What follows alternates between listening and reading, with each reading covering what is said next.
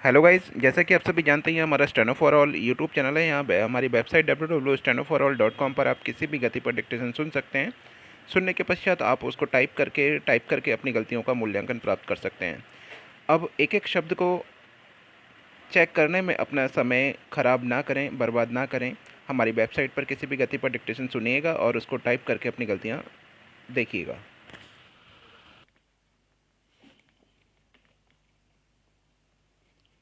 सभी 140 शब्द प्रति मिनट की गति पर लिखने के लिए तैयार रहें। आज का ये सेकंड डिक्टेशन है। रेडी?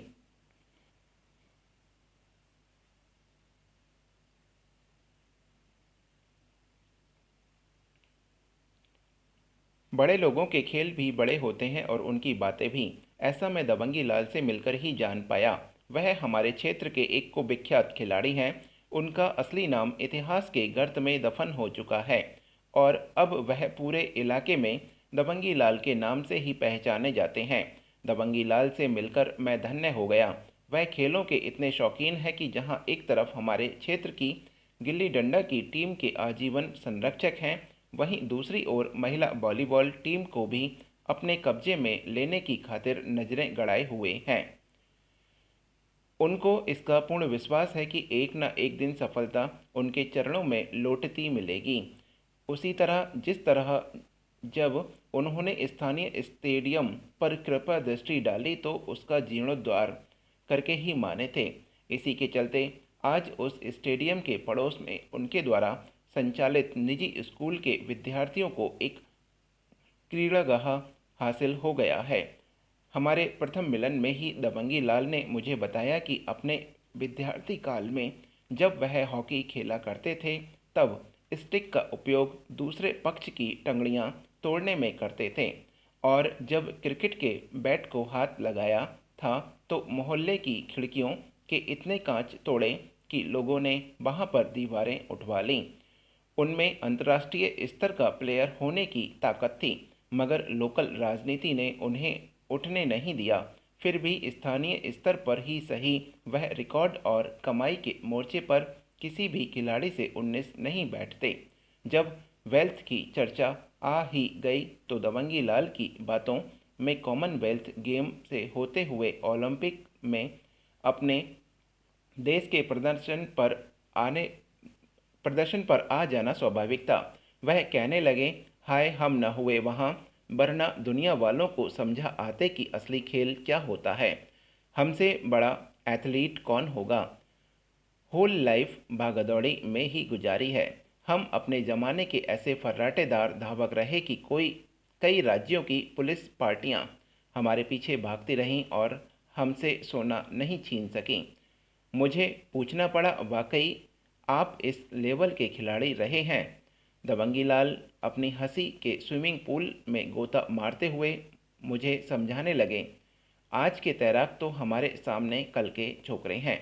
हमने अपने टाइम में ऐसी ऐसी गोताखोरियाँ की हैं कि तरण ताल का सारा पानी सूख गए। हमने इद्दी पिद्दी खेलों में कभी कोई इंटरेस्ट नहीं रखा। हमने हमेशा वही गेम खेला जिसमें अपने लिए कम से कम 1-2 किलो सोने का इंतजाम हो सके। मैंने दबंगी लाल से सवाल किया, क्या कभी आपकी तीरंदाजी में भी रुचि रही है? उन्होंने शतरंजीय इस्माइल मारी, तीरंदाजी को छोड़ो, पूरे 24 कैरेट के शूटर रहे हैं हम। आज हमारे खिलाड़ी एक स्वर्ण, रजत या कांस्य पदक लाते हैं तो पूरा देश उन्हें सिर्फ आंखों पर बिठा लेता है। इसके बाद वह फिर अपने पर उतर आए और बोले, लेकिन यार ये बच्चे कितना सोना ला पाते होंगे। मैंने कहा, वह मात्र सोना नहीं होता, उसमें अपने देश का सम्मान भी भरा होता है। हमारे ओलंपिक के विजेता खिलाड़ी संपूर्ण राष्ट्र का गौरव होते हैं। वह मेरी ही बाल मेरी ही कोर्ट में उछालते हुए बोले, तो क्या हम राष्ट्र गौरव नहीं हैं? ओवर एज हो गए हैं, अन्यथा हम भी अपनी जवानी में सातिर शूटर रहे हैं। चाहूँ तो पुलिस के पुराने रिकॉर्ड से वेरीफाई करा सकते हो। इसके बाद वह अपनी लफाजी का हैवी वेट मुक्का तानते हुए कहने लगे, किसी से 19 मत समझना हमको। हम अब भी अंधेरे में तीरंदाजी कर सकते हैं और अपना पुराना घुसेबाजी के शौक आज भी बरकरार है। कल ही 2 लोगों के जबड़े तोड़े हैं। दबंगी लाल के हाथों की खुजली और जिम्नास्टिक फ्री स्टाइल देखकर मैंने सोचा अब शेष उपलब्धियों की जानकारी के लिए इनका भी डोपिंग टेस्ट कराया जाना जरूरी है, क्योंकि ऐसे महान लोग यूं ही महान नहीं हो जाते। इसके पीछे उनकी वर्षों की नेट प्रैक्टिस की भूमिका भी मायने रखती है।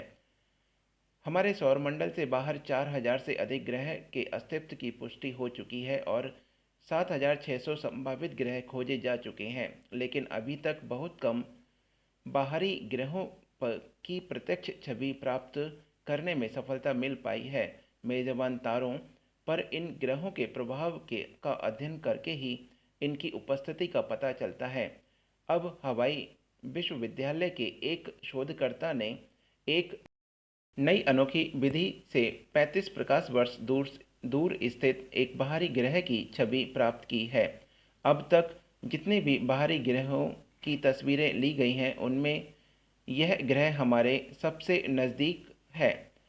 इस ग्रह को कोकोनट्स 2b के नाम से जाना जाता है। इस ग्रह और मेजबान तारे के बीच की दूरी पृथ्वी और सूरज के बीच की दूरी की तुलना में 6000 गुना अधिक है। खगोल वैज्ञानिकों के अनुसार वह दूसरा ठंडा ग्रह है जिसकी छवि लेने में सफलता मिली है। विशाल गैसीय ग्रह ठंडे होते हैं, लेकिन इस ग्रह का तापमान 160 डिग्री सेल्सियस है। खगोल विज्ञानी बाहरी ग्रहों की उपस्थिति का पता लगाने के लिए आमतौर पर 2 तरीके अपनाते हैं। एक पारगमन विधि जिसमें तारे की रोशनी में होने वाले परिवर्तनों को देखा जाता है। दूसरी बोबल विधि से तारे की रोशनी की वेवलेंथ में होने वाले परिवर्तनों को देखा जाता है। एक कोकोनट्स 2b ग्रह की प्रत्यक्ष छवि कैसे ली गई, यह जानना दिलचस्प है। इस ग्रह के गठन के समय के बीच बची हुई गर्मी से प्रकाश उत्पन्न होता है। इसी प्रकाश की मदद से शोधकर्ता इस ग्रह की प्रत्यक्ष छवि हासिल करने में कामयाब रहे। इस ग्रह का ऊर्जा उत्पादक सूरज की तुलना में 10 लाख गुना कम है, लिहाजा इसका पता निम्न ऊर्जा वाली इंफ्रारेड लाइट के इस्तेमाल से ही लगाया जा सकता है। आमतौर पर तारों के इर्द गिर्द बड़े गैसीय ग्रहों से निकलने वाली रोशनी को डिटेक्ट करना और उनका अध्ययन करना कठिन होता है, क्योंकि हम जो ग्रह खोज रहे हैं उनकी कक्षा छोटी होती है और वे अपने मेजबान तारे की रोशनी में डूबे हुए होते हैं। कोकोनट्स 2b को सबसे पहले वाइड फील्ड इंफ्रारेड सर्वे एक्सप्लोरर उपग्रह ने 2011 में खोजा था, लेकिन उस समय इसे किसी तारे की परिक्रमा रत ग्रह के बजाय स्वतंत्र रूप से विचरण करने वाले ग्रह समझा गया था। शोधकर्ताओं ने अब यह पता लगा लिया है कि यह ग्रह वास्तव में एक तारे के साथ जुड़ा हुआ है जिसका द्रव्यमान सूरज का 1/3 है और उसका करीब 10 गुना ज़्यादा युवा है। इसकी आयु सिर्फ 80 करोड़ वर्ष है। दूसरी तरफ हमारे सूरज की आयु करीब 4.6 अरब वर्ष है। कोकोनट्स 2b और मेजबान तारे के बीच लंबी दूरी के कारण इसका आसमान किसी पर्यवेक्षक को पृथ्वी से एकदम भिन्न नज़र आता है। वहाँ दिन और रात का समय एक जैसा होता है। ग्रह का मेजबान तारा काले आसमान में एक चमकीले तारे जैसा दिखाई देगा। यह नए दौर का भारत है, नई तरह की खोज और सोच रखता है। दुनिया से कदम ताल करने के साथ अपनी परंपरा और मूल्यों को अक्षुण्ण रखना भी इसकी एक अदा है। कभी हम विश्व गुरु थे। हमारे मनुष्यों ने दुनिया को ज्ञान का जो उजियारा दिया उससे दुनिया तो आगे बढ़ी, लेकिन वक्त की दौड़ में हम पिछड़ते गए। देश काल और परिस्थितियाँ भी इसके जिम्मेदार रहीं। 21वीं सदी की ज़रूरतों के मुताबिक हम फिर से उठ खड़े होने लगे हैं। किसी देश के समग्र निर्माण में शिक्षा का अहम योगदान होता है। पुराने ज़माने की सोच वाली 1986 में बनी शिक्षा नीति को त्याग कर हमने भविष्य की ज़रूरतों को ध्यान रखकर नई शिक्षा नीति लागू की है। 29 जुलाई को इसके 1 साल पूरे होने पर प्रधानमंत्री ने नई शिक्षा नीति को राष्ट्र निर्माण के महायज्ञ में बड़ी आहुति करार दिया। सही बात है, कोई भी देश जो सीखेगा वही सिखाएगा और उसी दिशा में उसका आचार विचार और व्यवहार आगे बढ़ेंगे। कोविड काल की चुनौतियों के मद्देनज़र तमाम सहूलियतों की खूबियों वाली इस शिक्षा नीति का खुलापन और दबाव रहित होना बहुत बड़ा गुण है। भारतीय शिक्षा क्षेत्र की चुनौतियां कम नहीं हैं। सबको शिक्षा, सस्ती शिक्षा, गुणवत्ता युक्त शिक्षा और अर्थव्यवस्था को मजबूती देने वाली शिक्षा आज समय की दरकार है। आने वाला समय आर्टिफिशियल इंटेलिजेंस का है। युवाओं को भविष्य के लिए तैयार करने के लिए आर्टिफिशियल इंटेलिजेंस प्रोग्राम के साथ साथ देश में डिजिटल और टेक्नोलॉजी का बुनियादी ढांचा खड़ा करने का काम जोरों पर है।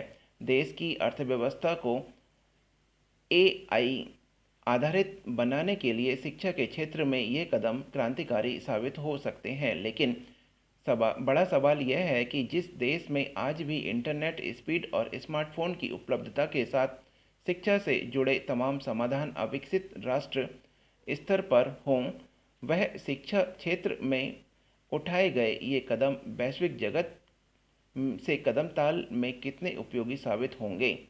यह हमारी डिक्टेशन समाप्त हो चुकी है। जो भी करना चाहते हैं कर सकते हैं। हमारी वेबसाइट www.stenoforall.com पर आप जाके इसको टाइप करके देख सकते हैं जिन्होंने प्लान लिया हुआ है। मैं कहना चाहूँगा कि आप हमारे